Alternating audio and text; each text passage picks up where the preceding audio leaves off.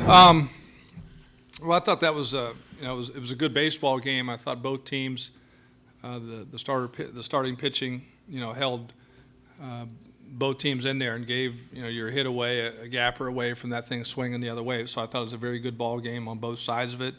We were fortunate enough to jump out, and I know I've listened. We didn't have we didn't play Minnesota this year, so that was our first look at them. But just in listening to Coach Anderson's comments, that they struggle scoring runs, we felt it was very important for us to jump out early, and we were very fortunate to do that today. And I thought that was kind of the difference in the game and to make them chase. But a good baseball game and well played, I think, by both teams. Start with questions for the student athletes.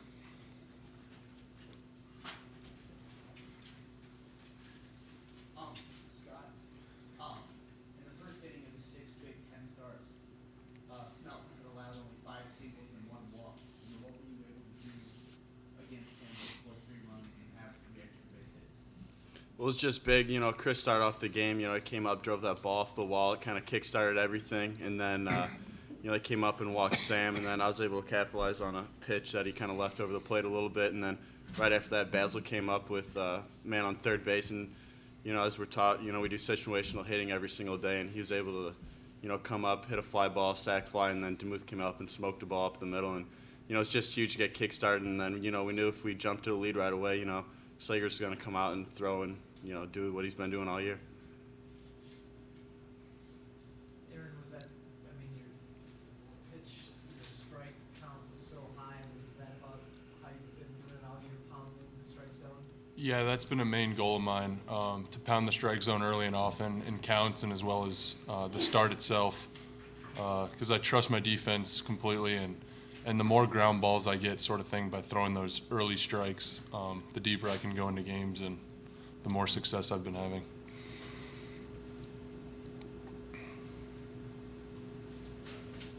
Scott, over the next 5 innings, Snell seemed to kind of shut you guys down for a little bit. What kind of change that you saw? We were kind of having trouble, picking up some of his spin. His curveball started, you start throwing it real sharp and everything, and it was tough to lay off right away. But, like I said, we came out, started out real well, and then, the kid came back and threw a real good job. Aaron, what do you think about the defense behind you? Jack Clark made a nice diving stop. Seemed like they were making plays all over the field today. Yeah, that's really nice as a starting pitcher and any pitcher in general, to use your defense, and all the credit to those guys. I have no problem at all just letting a hitter put the ball in play because I trust all 8 guys behind me. What did it mean to you to get your first opening start of a series or a weekend, however you want to look at it, taking Donato's spot, who you look up to and get a lot of advice from? It was nice just to have the team call on me for that first game. I don't really have a preference one way or the other, but it's just big to get out to a fast start with a win the very first game in this sort of double elimination tournament. How much did that 3-0 start mean to you? What was that? How much did that 3-0 start help you, I guess, as you went out there? Yeah, that's big for confidence of throwing strikes and just getting after hitters, and you don't need to kind of pitch around anyone. When you got a lead to work with, you can just let them put the ball in play and pitch with some confidence. Scott, those doubles in the first inning, I'm thinking of Soikas to lead off the game, and then Demuth hit that long track shot. That might be out in a different park, maybe in Barkhoff and Gilby. You guys feeling it all? Man, we got a little bit cheated. Nice to get out to this nice start, but those might have been out on a different night when it's a little bit warmer, a different ballpark. Hey, we'll take the doubles. What was your thinking process of sending Slayers to the mound to start this tournament? Well, it's kind of been in the works, unbeknownst to him, for a couple of weeks. We looked at it a couple of weeks back and said, who's throwing the most consistently for us? And he has been, as witnessed by his numbers. So with him pitching out of that Sunday spot to number 3 spot, you just can't all of a sudden, and I've said this before, we're kind of in a unique position this year because we feel pretty good about our chances for an NCAA tournament bid. And so our thought process was, let's try to get him to the top of the rotation based on what he's been doing by tournament time. And that tournament, I'm referring to the NCAA tournament. So if you looked at what we did last week, we moved him to day 2, and then we bumped him up another day today so that we'll have him ready. You know, I shouldn't put the cart before the horse, but if we make the NCAA tournament. Got anything else for the student athletes? I do. Scott said 16 knows in that whole time right there. I counted them, so we'll work on that next time. It happens.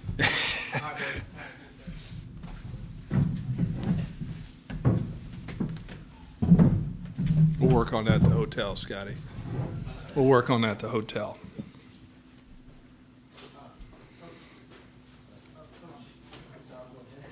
At what point in the season, you talked about, you know, Aaron kind of establishing himself as that number 1 guy, but at what point in the season did you kind of make that transition from a guy that was kind of a project to, you know, your number 1 guy?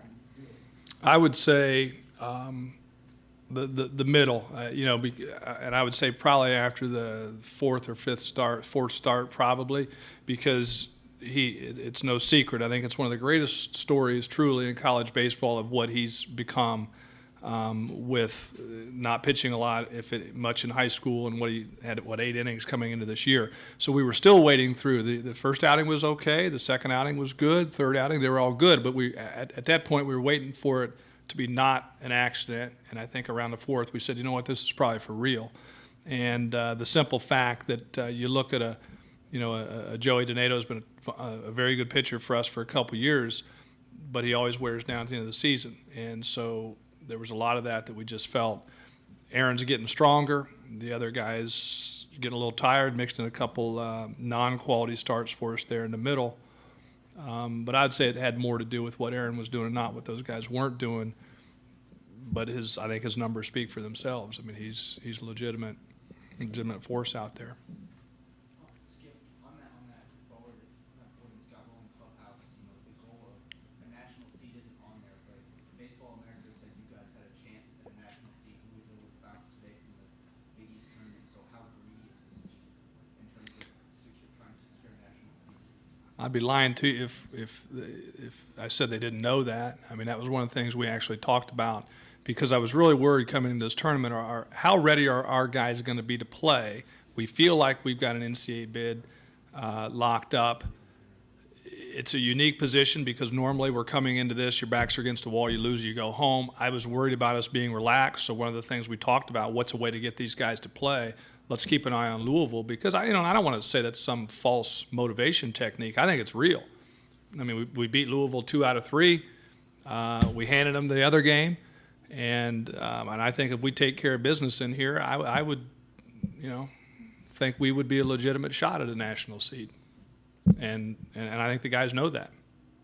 Coach Halstead gets his 21st career save, IU record, 10th save of the season, single season record.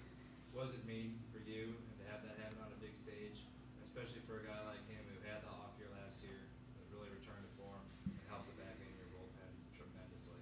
Well, it's just.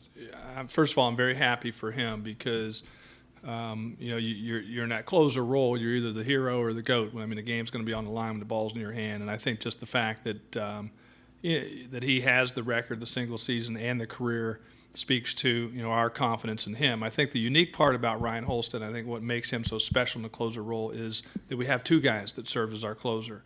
And Scott Effross picked up 5 or 6 saves this year, and both of those guys were all conference. But the beauty of it was you never heard Ryan Halstead when Effross was in a closed situation and closing out a game. You never felt like Ryan cared that it wasn't him, that he was selfish, and that should have been my save. And that's what I'm going to remember when it's all said and done. The record's great. This guy probably could have shattered the record by now if we had not given the ball to Effross as much as we did in closed situations. So he's a consummate team guy, but very, very rewarding for him to get that, very deserving for him to get that, because he probably could have had more. So I'm happy for him, very happy for him. Coach, you moved Chris Soiko to start immediately gets the level. Well, it's funny. We had the injury to Schwarber in the middle of the season, and it was right at the time when we'd kind of had our lineup set where we were going to platoon Nolden and Soika. And we were going to play Chris against the righties and Nolden against the righties and Chris against the lefties. And Schwarber went down, and that really kind of screwed things up. The fact that he's been back catching now allows us to do those matchups And we've not had real good production out of our leadoff spot all year. Chris has a guy that has some power. He hit some home runs for us last year, doesn't have them this year. But that, I thought that was huge. I mean, and I felt good about, honestly, that matchup because he's a fastball, Snell's a fastball guy, Soika's a fastball hitter. And it was good. It was good to start the game that way, to say, hello, we're here. You know, we've been laying around for 2 days. I thought that kind of kick-started us a little bit. Take one last question. Hey, Coach, your game was a close one, and the other two today were one-run games. Two games yesterday. I mean, what's it say about the league, you think, so far, 2 days in, about the quality of baseball that's played so far? Well, I've been an advocate, I've been an advocate of our league, and speak because I don't think anybody, I still don't think we get the respect nationally that we should, because of all we have to go through early in the season. But I'm happy that, we're playing on national television. The Big Ten Network is outstanding, has been such a huge benefit for us. But I think people get to see that, the quality of pitching, the quality of baseball, and it's going to be like that, I think, the rest of the way. And you know how these things go, double elimination tournaments. I would expect, everybody's got a very quality 1 and 2. I think you may see a little bit more score differential as we get deeper into the pins, but it's good baseball in the Big Ten, and I think that proved out certainly today, last couple days. Thanks, Coach. We appreciate it. Thank you. Oh, we got behind the 8 ball there a little bit in the first inning. I gave up the big inning, and we were fighting uphill the rest of the ball game. I thought DJ settled down and kept us in the game, did a nice job of not letting them add on, and I thought we scored 1 run in the 5th, and Connor Schaefbauer had a good at-bat, and they had him played right. He had a line drive in the gap out there, and they had him played just right, and if we can add on another run there, and then we had a couple of chances in the 8th and the 9th. We couldn't get one more hit, had Henkemeyer and Heller run up there in the 8th, so we weren't able to have the big inning, match their big inning, and their bullpen did a good job. Start with questions from the student athletes. PJ, what changed after the first inning?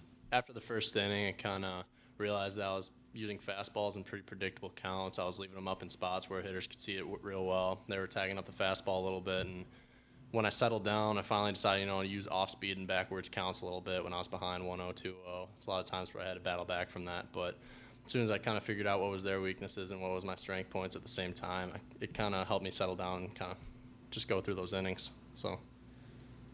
You had such a good outing on Saturday against Illinois to get the team here. Frustrating to not be able to have that strong first inning. Yeah, it's frustrating. I mean, every pitcher wants to win, but there's going to be those games where you go out there and you struggle, and you're going to have to dig down deep and prove something. And it was either one of those games where I could have rolled over, or it was one of those games where I could keep my head in it and try to keep the game somewhat in control. So I did what I could. Troy is an offense that this year has struggled to score runs on high numbers. How difficult was it coming back from a 3-0 deficit right there in the first inning? I'd say it's always difficult to come back from down 3, but we had a lot of game left at that point, and we've been playing pretty good baseball recently, so we just try to chip runs off when we can and try to get back in the game. Troy, you're hitting really well right now. What's your confidence like when you're stepping in the batting box? I had all the confidence in the world. When Mike fouled that pitch off, I went up and grabbed his bat and told him, Mike, if you get on, I'm going to hit you in. And so I just tried to see the ball and put a good swing on it like I did in my previous at-bats. Any more questions for the student athletes? All right, you guys are pretty good. Thank you. Thanks, guys. Questions for Coach? John, Indiana, they just look like they're such a well-oiled machine, right? That pitcher, he's been doing that all year, and even though you haven't seen him, is that kind of what you've heard about how well they've been playing? Yeah, look, they won 18 in a row at one time this year. They're won 40 games coming in here. You don't do that unless you have talent. And they have talent. They're talented. They're balanced. And their offense, defense, pitching, got a strong backside of their bullpen. So there's a reason why you win 40 games. It doesn't happen by accident.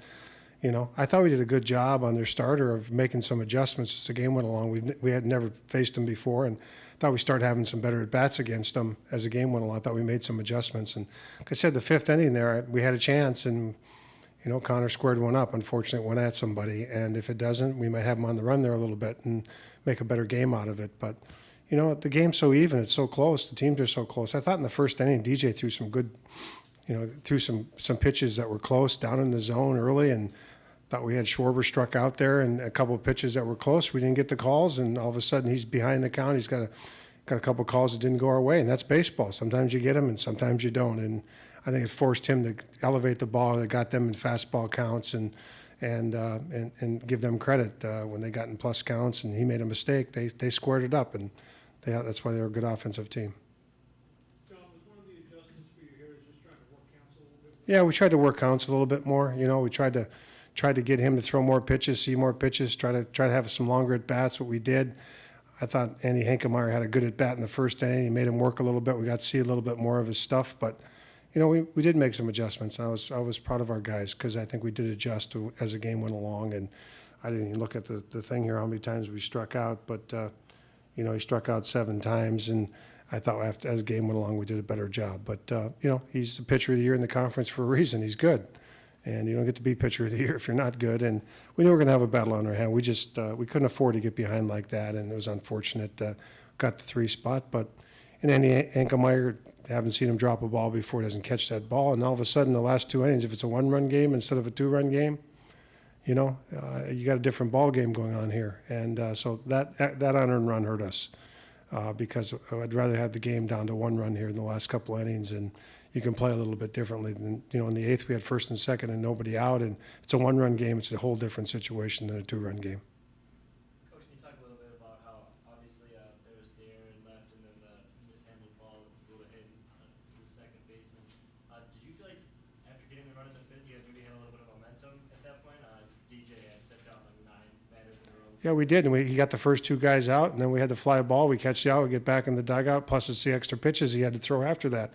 So it got his pitch count up too, and forced us to get him out of the game. So, you know, we could have had a 1-2-3 inning. We scored a run, had a little momentum, you know. So we didn't make a play there. It was a big play, and you know, instead of being 4-1 and maybe it's 3-1 in the 8th, or you know, we get back in there after scoring a run and have some jump in our offense, and maybe we can continue a little bit better. So that was a big play, and I was shocked when Andy didn't catch that ball, to be honest with you.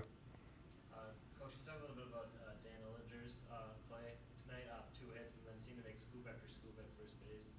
He played outstanding, made some phenomenal plays over there at first base, and even on the ball that Kurt Schlangen doubled up the guy, he made a nice pick on that ball too. It's not an easy play, and you know, Danny has not had the offensive year that he's capable of having. He started out well, he struggled. It was good to see him have some better at bats today. He's got a shoulder problem. He's got a torn labrum. He's been fighting that all year, and it bothers him when he swings the bat some. And I'm not trying to make excuses for him, but he's fought that all year long, and he's a tough kid. He's hung in there for us, but I think it's affected his ability to swing the bat with some bat speed at times. He felt better today, he said, but comes and goes. So I think that's been a factor in his offensive performance too. Is that maybe why he tried to drop down that ball? Well, he's playing back. We're 2 runs down. There's 2 outs. We got to get somebody on base. It was a good play on his behalf. We talked about it. It was a gimme. He just had to get it down the ground away from the pitcher. We're trying to get somebody on base against Halstead, trying to make something happen. And it was a great play by Danny. And you know, Michael Handel fought him off and fought one in off the hands in the outfield out there. So all of a sudden you got 2 guys on, and somebody hits the gap or something, you can have a tie game. So that was a good play by Dan. Heads up play by Dan. He did it on. We talked about it, but he did it on his own. It's a long road back, but how do you feel about your pitching and needing to win 2 tomorrow? Need to win 2 tomorrow. Been there before. We were at that Ohio State, I think, back in, 2011. We won 2 games in one day. It's not impossible. It's a long day, but you know, Alec Crawford's been doing a great job for us, and he's ready to go tomorrow. And you know, we still have a lot of arms we haven't used it out there yet. And if you look at our pitching numbers, they've been pretty good all year long. So we got some bullets left out there. I mean, I just hope the kids, you know, come back here with some energy tomorrow and some bounce in their step. It's a tough loss, but you know, if we can find a way to score 4 runs tomorrow, I think we have a chance to win that first game. We're going to find a way to generate some offense against Illinois, and but I think we do have enough pitching here to get through tomorrow. If we get through tomorrow, we'll worry about the next day when we get there. Crawford first game then? Yeah, Crawford first game, then we'll see where we're at.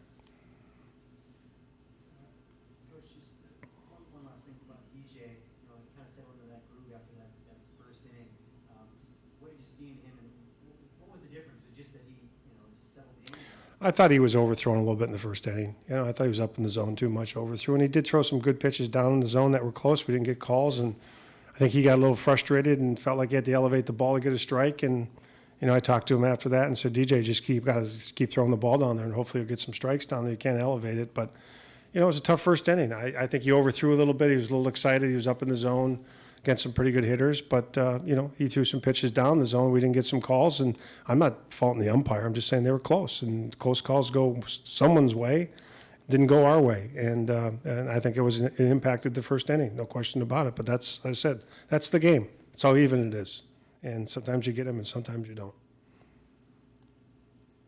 One last question for Coach. It seemed like he had pretty good secondary stuff going. I did, yeah. I thought he used his changeup and breaking ball better as the game went along, and you know, I mean, we've played Indiana before, and they're aggressive. They like to get in fastball counts, and they like to sit on the fastball. They take pretty aggressive, good swings on the fastball and fastball counts. And you know, you're in the first inning, you still got to establish the fastball. I just didn't think he had good fastball command in the first inning. If he had better fastball command there, you know, I think we get out of that first inning. But they're a team that likes to get into plus counts, and they got 43 home runs for a reason. They've gotten themselves in the plus counts and put some pretty aggressive swings on the fastball if you make a mistake.